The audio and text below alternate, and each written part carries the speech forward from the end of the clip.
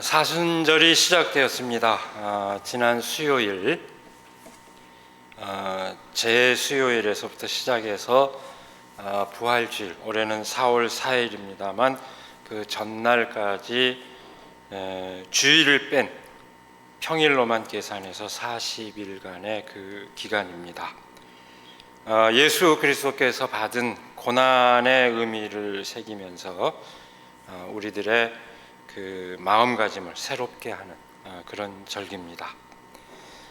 이렇게 사순절이 시작되는 첫 주일, 우리는 아주 인상 깊은 요한복음서의 말씀을 마주하고 있습니다. 예수님께서 제자들과 더불어 식사하는 자리에서 일어난 일을 전하고 있는 말씀입니다. 이 공간복음서 마태, 마가, 누가에도 이 비슷한 얘기가 전해지고 있죠. 그 비슷한 얘기는 이른바 최후의 만찬이라고 알려져 있는 그런 이야기입니다. 예수님의 죽음을 앞둔 시점에 이루어진 그 식사 장면이고, 또 바로 그 식사 자리에서 유다의 배반이 예고되었다는 점에서 이 공간복음서의 내용과 요한복음서의 이야기는 유사합니다. 그러나 말씀을 잘 들여다보면 꼭 그렇게 똑같지만은 않습니다. 공간복음서의 이야기는 예수님께서 돌아가시기 전날, 곧 유월절 전날에 일어난 것으로 전하고 있지만, 요한복음은 그 전이기는 하되 조금 더 막연한 시점입니다. 바로 전날이라는 개념보다도 막연하게 그 시점을 설정하고 있습니다. 그 다음에 무엇보다도 결정적인 차이는 예수님께서 제자들의 발을 씻겨 주었다는 내용을 요한복음이 포함하고 있다는 겁니다. 다른 복음서에는 이 얘기가 나오지 않습니다. 요한복음에만 나옵니다. 예수님과 제자들이 함께 모여 식사를 나누는 자리에서 한 제자의 배반을 예고하고 있다는 점에서 예수님의 그 죽음을 앞둔 시점에 어떤 긴장감을 전해주고 있는 점은 비슷하지만, 다른 복음서와 요한복음서의 증언이 비슷하지만, 요한복음의 얘기가, 오늘 우리가 읽은 이 요한복음의 이야기가 훨씬 극적인 성격을 띠고 있습니다. 당신의 삶과 죽음을 응축하는 그 상징적인 그 행위와, 그리고 한 제자의 배반을 극적으로 대비하고 있기 때문입니다. 오늘 우리는 그 이야기의 한 대목, 다시 말해서 예수님께서 제자들의 발을 씻겨준 다음, 바로 그 다음에 제자들에게 전하는 말씀만 함께 읽었지만은 그 이야기 전체를 다시 한번 환기해 보겠습니다.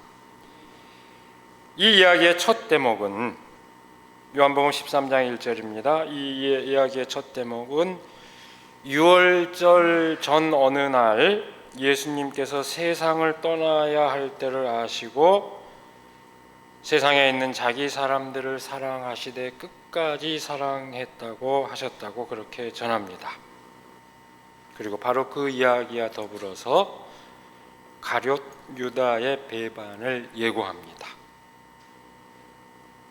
무슨 의미일까요? 예수님께서 완전히 사랑을 베푸셨지만 그 누군가에게는 그것이 성취되지 않았다. 그것이 성취되지 않은 그 현실을 예고하는 서설적인 이야기입니다. 이로써 이 이야기는 긴장감을 조성합니다. 긴장감을 자아냅니다. 그렇게 시작합니다. 그 다음 이야기에서 예수님께서는 특별한 행동을 계시합니다. 여러분 한번 상상해 보시기 바랍니다. 잡수시던 자리에서 일어나서 겉옷을 벗고 수건을 허리에 두르신 후 대야에 물을 담아다가 제자들의 발을 씻겨주시고 수건으로 일일이 닦아주셨습니다. 베드로의 차례가 되었을 때 베드로는 깜짝 놀랍니다. 당연했을 겁니다.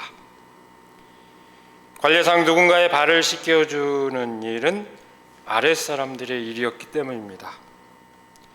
종이 주인의 발을 씻겨준다든지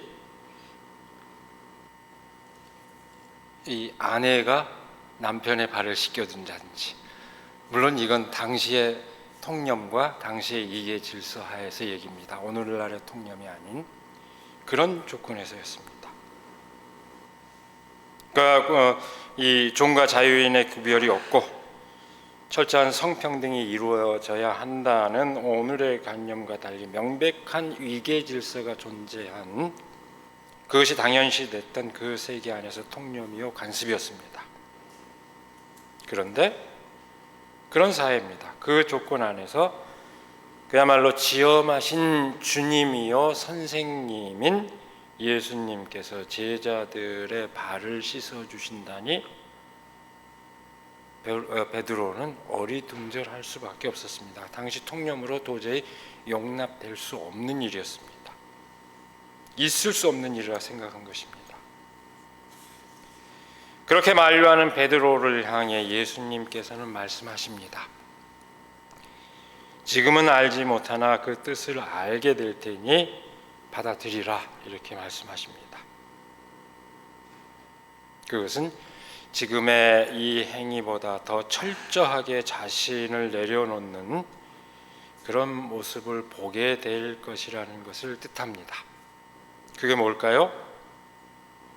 장차 십자가 위에서 완전히 자신을 내려놓는 그 모습을 예고한 것입니다. 지금 이것보다 더한 것을 보게 될 텐데 그때야 비로소 알 것이다, 그런 얘기입니다. 베드로가 이 말 뜻을 알아들었을까요? 문맥으로 보면은 그 말 뜻을 알아듣지 못한 것 같습니다. 그래서 한사코 거부하는데, 그렇게 거부하는 베드로에게 예수님께서는 다시 말씀하십니다. 내가 너를 씻기지 아니하면 너는 나와 상관이 없다. 뭔지 모르겠는데 이 말을 듣고 나니까 베드로가 이제 깜짝 놀라서 이거 굉장히 받아들여야 되는 거구나, 중요한 일이구나. 그렇다면 온몸을 다 씻어 주십시오. 발만이 아니고 머리도 씻어주고 손도 다 씻어 주십시오. 이렇게 얘기를 합니다. 말하자면 발을 씻겨주는 그 행위가 특별한 관계의 형성을 뜻한다면 더 진하게 해달라, 그런 얘기입니다. 그 정도만 해주시겠습니까? 더 진하게 해주십시오. 이제 그런 주문입니다. 예수님께서는 굳이 그렇게까지 해도 되지 않는다는 것을 말씀하시며 다시 긴장감을 자아내는 말씀을 던지십니다. 누군가 당신을 배신하게 될 것이라 예고한 것입니다. 제자들은 어리둥절했을 것입니다. 그야말로 이래저래 어리둥절한 상황입니다. 예수님께서 제자들의 발을 씻겨준 것도 어리둥절할 일인데, 그것도 놀라운데, 또 자신들 가운데 그 누군가가 예수님을 배신한다고 하니 또 긴장하지 않을 수 없는 상황이었습니다. 마침내 모든 제자들의 발을 씻겨주신 다음 예수님께서는 옷을 입고 식탁에 다시 앉으셔서 말씀하십니다. 바로 오늘 우리가 읽은 말씀입니다. 내가 너희에게 한 일을 알겠느냐? 너희가 나를 선생님 또는 주님이라고 부르는데 그것은 옳은 말이다. 내가 사실로 그러하다. 주이며 선생인 내가 너희의 발을 씻겨주었으니 너희도 서로 발을 씻겨 주어야 한다. 내가 너희에게 한 것과 같이 너희도 이렇게 하라고 내가 본을 보여준 것이다. 말씀은 계속 이어지고 있지만 오늘 우리가 읽은 이 말씀에 그 요체가 충분히 드러나 있습니다. 한마디로 얘기하자면 섬김의 요체를 알려주고 있습니다. 예수님의 생애에서 일관된 섬김의 길입니다. 제자들의 발을 씻겨준 그 행위는 세상의 질서를 완벽하게 뒤집어버린 예수 그리스도의 섬김을 보여준, 그 섬김의 길을 보여준 상징적 행동이었습니다. 그것이 바로 예수님께서 펼치신 사랑의 방식이었습니다. 완전히 뒤집어버린. 어젯밤에 뉴스 보셨겠지만 그 의사협회 회장의 행태를 보면서 야, 저런 사람이 생명을 살리는 일을 할 수 있을까? 그런 인상을 다 받았죠. 그런 태도가 아닙니다. 예수님께서 보여주신 것은 그것과는 정반대되는 그것이었습니다. 그것은 그저 주어진 조건 안에서 적당히 상대를 존중하는 정도, 그 정도에 그친 것도 아닙니다. 아예 역할을 뒤집어 엎어버립니다. 전도시켜버립니다. 기존의 권위적인 질서를 완전히 부정해버린 것입니다. 예수님께서 사람을 사랑하는 방식입니다. 사람을 살리는 방식입니다. 완전히 뒤집어 엎어버렸습니다. 여러분, 이 요한복음은 아주 일관됩니다. 맨 첫 소두가 뭡니까? 하나님께서 인간이 되셨다는 것입니다. 성육신입니다. 가장 존귀하신 분이 가장 낮은 곳으로, 그것도 종의 몸으로 오셨다는 겁니다. 그냥 몸도 아닙니다. 종의 몸입니다. 사르크스. 그리고 마지막에 어떻게 됩니까? 십자가에서 완전히 자기를 비워버리기까지 철저하게 일관된 그 예수님의 삶과 죽음의 모습을 증언하고 있습니다. 바로 그 점에서 예수님께서 제자들의 발을 씻겨준 것은 예수님의 삶과 죽음의 의미를 온전히 응축해 보여준 극적인 상징 행위였습니다. 오늘 본문 말씀에서 예수님께서는 제자들에게 그 의미를 알겠느냐고 묻습니다. 그리고 나아가 당신을 선생으로 주로 고백한다면 마땅히 그렇게 살라고 말씀하십니다. 여기서 베드로에게 말했던 그 말씀의 의미가 분명해집니다. 그렇게 동일한 삶을 산다면 당신과 상관이 있지만 그렇지 않다면 나와 너희는 상관이 없다. 그런 뜻입니다. 여러분, 이 말씀의 그 진실을 오늘 우리가 깨닫는다면, 이 말씀이 분명하다고 우리가 깨닫는다면 여기에 더 달리 덧붙여야 할 해석은 없습니다. 그럼에도 불구하고 저는 오늘 시간에 한두 마디만 더 첨언을 하려고 합니다.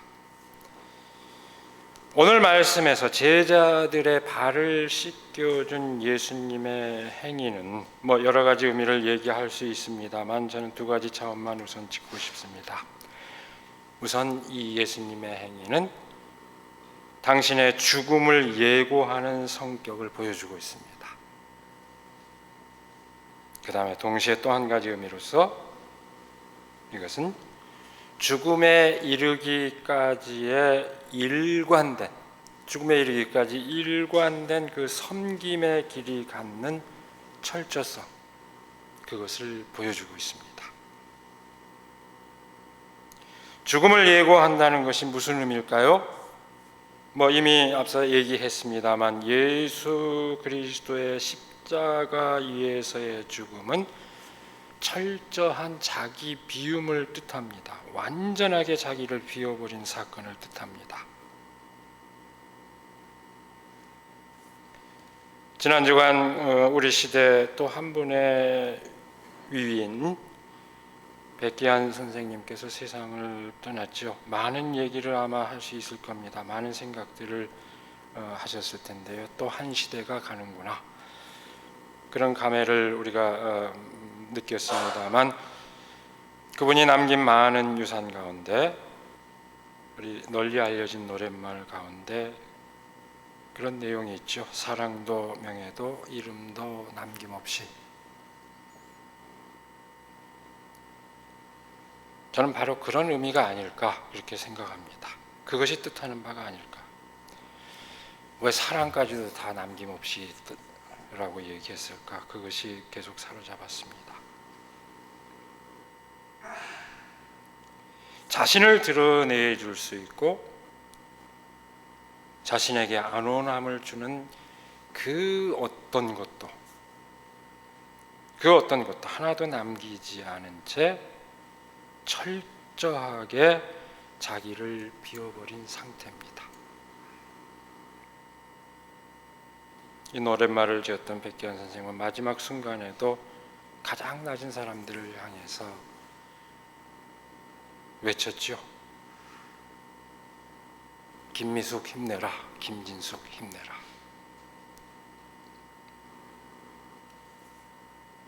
김용균의 어머니, 그리고 36년간 해고 노동자로 살아온 김진숙 씨에게 그 용기를 북돋는 말씀을 마지막까지 남겼습니다.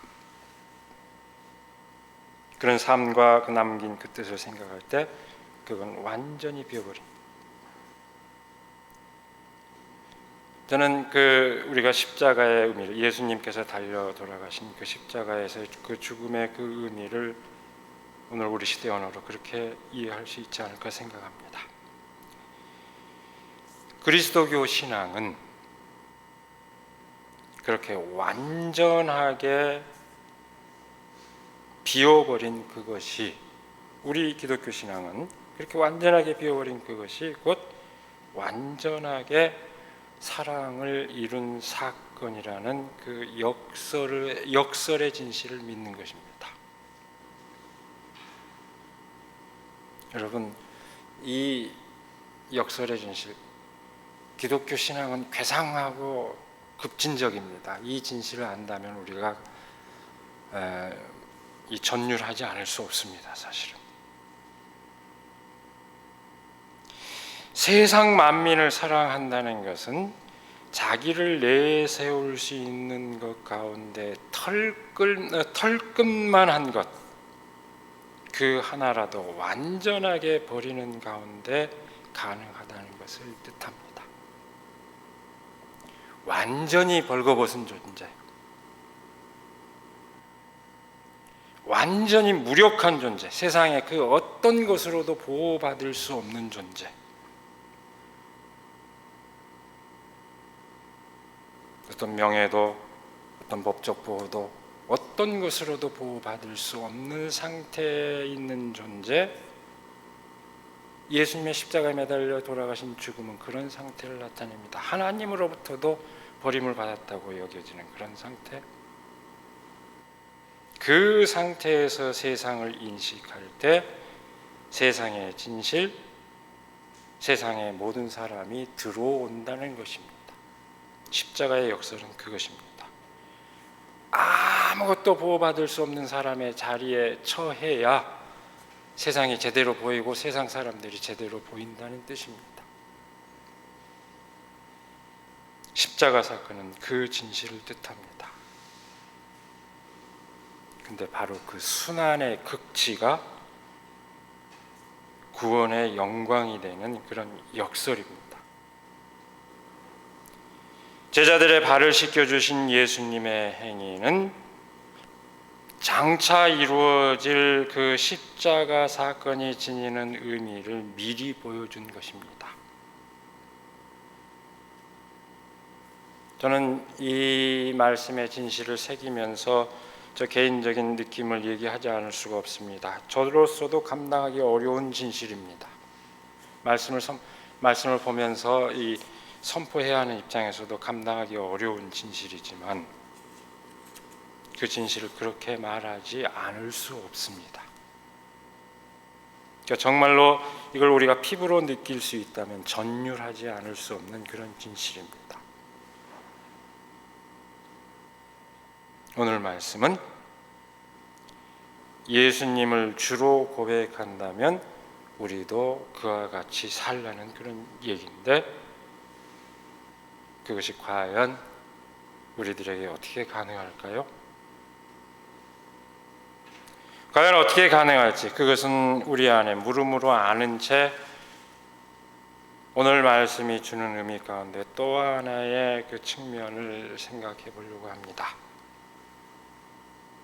예수님께서 제자들의 발을 씻겨주신 이 행위는 삶에서 죽음에 이르기까지 일관된 그 섬김의 길이 갖는 철저성을 일깨워줍니다. 여러분, 좀 더 쉽게 이렇게 이해할 수 있을까요?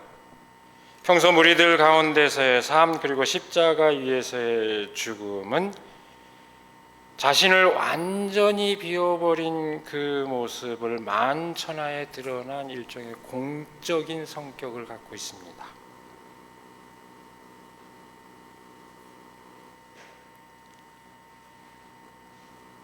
근데 반면에 제자들과 식사 자리에서 발을 씻겨준 행위는 보다 내밀하고 친밀한 어떤 사적인 성격을 지닌다고 할 것입니다. 그러니까 만천하에 드러난 공적 차원에서의 모습과 내밀한 그 사적 차원에서의 모습이 철저하게 일치하는 예수님의 그 모습을 오늘 이야기는 드러내주고 있습니다. 공적 대의를 위해 내부의 희생을 불가피한 것으로 여기거나 되게 얼버무리는 태도 또는 극단적으로 표리부동한 태도, 겉으로는 밖으로는 평등을 외치고 민주주의를 했지만 내적으로는 전혀 그렇지 않은 그런 태도가 아니라 철저하게 안팎으로 일치된 모습입니다. 오늘 본문이 포함된 이야기의 서두는 아까 얘기했죠? 다시 말씀을 하긴 했죠. 서두는 이렇게 되어 있습니다. 자기의 사람들을 사랑하시되 끝까지 사랑하셨다, 이렇게 말합니다. 당신의 말씀을 순종하고 따르는 사람들에게까지 철저하게 섬김의 자세로 사랑을 완성했다는 것을 말합니다. 그것이 예수님의 권위였습니다. 군림하는 그런 권위가 아니고 철저하게 섬기는 것이 거꾸로 예수님의 권위였습니다. 바로 그 점에서 이 이야기는 예수 그리스도의 삶과 죽음의 진정성을 보여주는 것입니다. 여러분, 제가 첫 번째 측면을 얘기할 때도 했지만 이 측면을 그 진실을 새기면서도 똑같은 느낌입니다. 이 설교자의 입장에서 이 두 번째 측면을 주목하는 것도 모종의 가책감을 불러일으킵니다. 나는 과연 그런가? 여러분, 나는 이렇게 살기 때문에 여러분에게 선포하는 건 아닙니다. 말씀의 진실을 이렇게 새길 수밖에 없다는 겁니다. 스스로 돌아보면 그 가책을 느낄 수밖에 없지만 이 진실은 분명하게, 이 말씀의 진실은 분명하게 선포하지 않을 수 없습니다. 그런데 과연 그 말씀의 진실을 오늘 우리가 어떻게 감당할 수 있을까? 이제야 다시 그 물음을 던집니다. 저는 이 말씀을 보면서 이 이야기가 계속해서 가롯 유다의 배신을 예고하는 것과 더불어서 긴장감을 유지하고 있는 그 의미, 거기에 어떤 모종의 암시가, 이 물음에 대한 암시가 담겨 있습니다. 그렇게 봅니다. 예수님께서는 당신의 가르침, 단적으로 얘기하자면 예수님께서는 당신의 가르침 안이 말로서만이 아니라 몸소 보여주신 그 본보기가 당신을 믿고 따르는 제자들 가운데서도, 제자들 안에서도 실패할 수 있다는 것을 아주 잘 알고 계셨습니다. 예수님께서 제자들의 발을 씻어줌으로써 섬김의 본을 보여주고 있는 가운데서도 끊임없이 배반의 가능성을 언급하고 있는 것은 그 성공과 실패의 그 가능성, 그것이 동시에 존재한다는 것을 예수님 스스로 알고 계셨다는 것을 뜻합니다. 그래도 여러분 단순 계산해 보십시오. 얼마나 다행입니까? 확률적으로 11대 1이니까 그래도 성공의 확률이 높은 건 참으로 다행입니다. 그런데 잘 유의해 봐야 할 점이 있습니다. 처음에 가룟 유다가 언급되었지만 그것은 가룟 유다를 전하는 이야기를 전하는 사람의 그 입장에서 전하는 것일 뿐이지 그 이야기의 주인공들 사건의 현장에서는 그가 누구인지 모릅니다. 알려져 있지 않습니다. 아마도 유다 자신은 알고 있었겠지만 다른 제자들은 몰랐습니다. 혹시 내가 아닐까? 내가 그렇게 배반하게 되지 않을까? 이렇게 생각하고 있었습니다. 다들 제자들의 심정이 다 그랬습니다. 뒤에 이어지고 다른 복음서에도 다 똑같이 전해주고 있지만 그래서 서로 제자들이 얼굴을 쳐다봤다고 그랬습니다. 너 아니야 라는 것보다도 반쯤은 너 아니야 이런 것도 있었지만 반쯤은 나 아닐까? 이런 심정이었다는 것을 뜻합니다. 그러니까 모든 제자들이 그 내면의 갈등을 겪고 있는 그런 상황입니다. 나도 충분히 그럴 수 있지 않을까 하는 그런 상황입니다.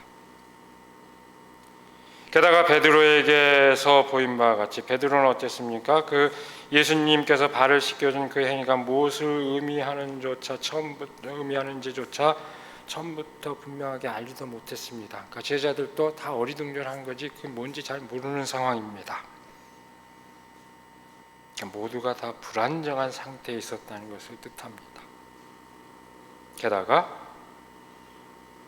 이 베드로는 예수님께서 십자가에 매달려 돌아가신 이후에도 예수님을 부인하고 도망쳤습니다. 다른 제자들도 다 도망을 친 것으로 나와 있습니다. 그렇게 복음서가 전하고 있습니다. 그만큼 제자들에게 그 갈등과 동요가 컸다는 것을 말합니다. 바로 그런 점에서 볼 것 같으면 사실 베드로와 유다는 큰 차이가 없습니다. 한 끗 차이라고 그러죠. 한 끗 차이가 제가 이게 하투할 때만 나오는 말인가 했더니 그건 아니더만요. 비단은 한 끗 차이. 정말로 그런 한 끗 차이입니다. 배반자 유다에 대한 예고는 그 유다만을 낙인 찍어서 도려내는 그런 그런 의도라기보다는 예수님께서 계속 얘기하고 있는 것은 그런 의도라기보다는 누구나 처할 수 있는 어떤 가능성 그것을 의미한다고 해야 될 것입니다. 제가 앞에서 가볍게 얘기했지만 그래도 성공의 확률이 높으니까 얼마나 다행입니까? 예수님께서는 가룟 유다 때문에 당신의 사랑의 완성, 섬김의 길이 실패했고 세상에 있는 자기 사람들에게 희망이 없다는 것을 말하고자 한 것이 아닙니다. 그런 위기가 있을 수 있지만 끝내는 당신의 그 언행의 진실을 알게 될 것이라는 것을 오늘 말씀을 통해 우리에게 일깨워 주신 것입니다. 여러분, 가룟 유다는 내 밖에 내쳐진 어떤 존재가 아니라 우리 안에 도사리고 있는 갈등의 실체입니다. 이 사실은 우리로 하여금 끊임없이 스스로를 성찰하게 합니다. 그리고 어떻게 살아야 할 것인지 끊임없이 결단하게 합니다. 저는 그렇게 생각합니다. 유다와 상관없다는 사람일수록 유다의 길에 빠지기 쉽고 유다의 가능성을 스스로 늘 의식하는 사람일수록 오히려 유다의 길에 빠지지 않을 거라 생각합니다. 그건 끊임없이 자신을 성찰하고 자신을 가다듬기 때문입니다. 스스로 섬김의 본을 보여주면서 동시에 누군가는 그 길을 따르는데 실패할 수 있다는 사실을 환기하고 있는 예수님은 다시 하긴 하지만 그 실패를 강조하려는데 그 뜻이 있는 게 아닙니다. 예수님의 그 말씀의 뜻은 거기에 있지 않습니다. 오히려 그럼에도 불구하고 그 길을 따르는 것이 불가능하지 않다는 것을 우리에게 일깨워 주는 것입니다.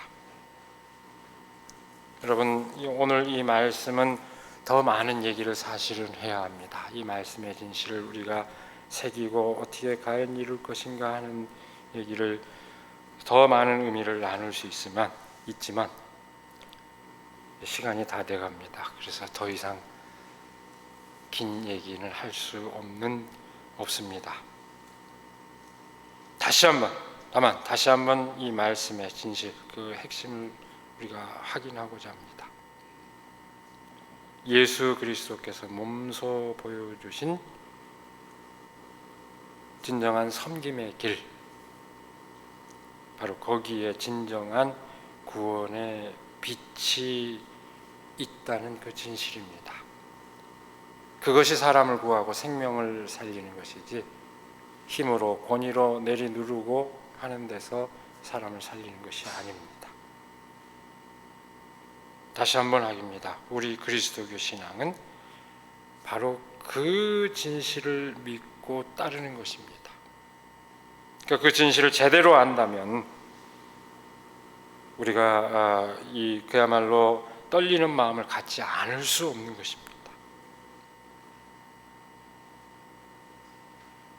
더 긴 얘기하지 않습니다. 바로 그 진실을 믿고 나아가는 우리들이 되기를 이 시간에 간절히 기원합니다. 기도하겠습니다. 예수 그리스도께서 그저 세상을 그 사람들을 사랑하셨을 뿐인데 그럼에도 불구하고 고난을 겪어야 했던 그 고난의 삶의 의미를 되새기는 이 사순절에 우리는 말씀을 통해서 다시금 예수님께서 보여주신 그 섬김의 길의 진실을 깨닫습니다. 도무지 우리가 살아가는 삶의 현실에서는 불가능할 것처럼 여겨지지만 정말로 예수님께서 보여주신 그 섬김의 길이야말로 모든 사람들을 살리고 생명을 살리는 그 길임을 우리가 말씀을 통해서 다시금 깊이 새깁니다. 우리가 우리의 삶 가운데서 그 말씀을 과연 어떻게 이루어야 할지 끊임없이 우리를 돌아볼 수 있게 하여 주시고 끊임없이 그 말씀의 뜻에 비추어 결단할 수 있도록, 그래서 보이지 않는 것처럼 느껴지지만 그야말로 그 작은 발걸음 한 발대기 이렇게 떼어나갈 수 있도록 우리를 인도하여 주시옵소서. 주께서 늘 저의 삶을 보살피시고 인도하여 주셔서 그 믿음을 저버리지 않고 나아갈 수 있게 되기를